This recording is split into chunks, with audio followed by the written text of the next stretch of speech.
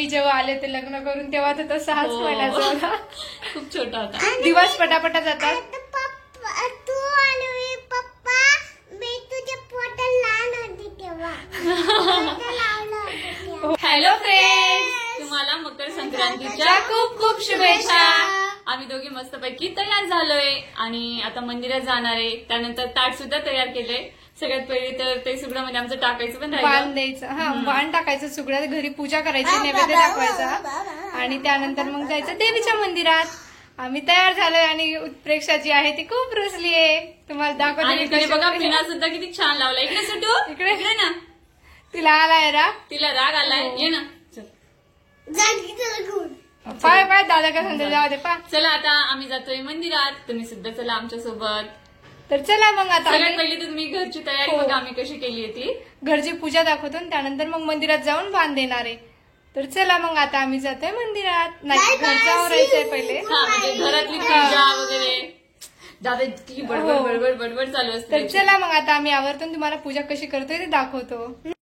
पहा मी इथे मांडून ठेवले. हे मानसीचे आणि हे माझे. तर सगळ्यात पहिले माणसाचे तीळ राहिले टाकायचे. हे बघा, हे असे सुगडे मांडले आम्ही. आमची पूजा मांडून झाली आहे बघा. हे असं वाण आहे. पहा इकडले मानसीचे आणि इकडले माझे. बघा आमची पूजा पण झाली आहे. म्हणजे हे माझे आणि हे ताईचे. हा, आणि तू बघा कसा बसला इकडे. आणि सिटू सिटू दिसली का. इकडे मानसी. चला आता आम्ही पण चाललोय मंदिरामध्ये. आवडलं ना, जायचं ना. मंदिरात जाणार आम्ही. कोणत्या बाई. नंतर आम्ही नैवेद्यासाठी केली आहे पुरणपोळी, दूध, आमटी, मेथीची भाजी, भज्जे, पापड, कुरडई आणि भात. त्यानंतर हा गाईचा नैवेद्य आहे आणि ही आमची अशी पूजा मांडली आम्ही. आमची पुऱ्या बांधली आहे. हे बघा, हा उत्कर्ष. काय उत्कर्ष. रखुमाईच्या ठकुमाई नाही. आणि इकडे स्वेटू. रखुमाईचं ना ठकुमाईचं मंदिर झालं. तर चला मग आता आम्ही आरती करतोय आणि त्यानंतर मग जायचंय मंदिरात.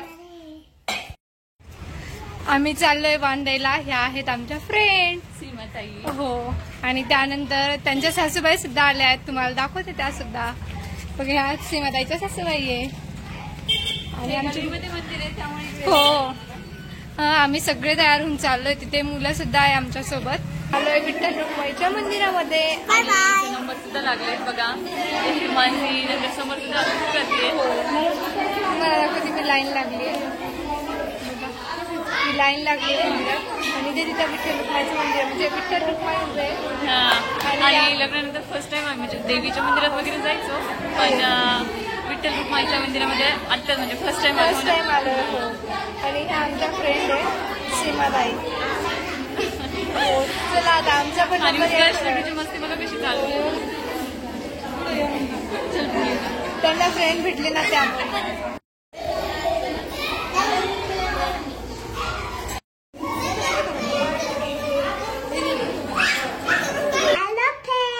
आम्ही आलो मंदिरात जाऊन मस्तपैकी आणि घरी आल्यानंतर खिचडी केली होती. खिचडी खाल्ली कारण की आमच्या दोघींना पण मंगळवार असतो.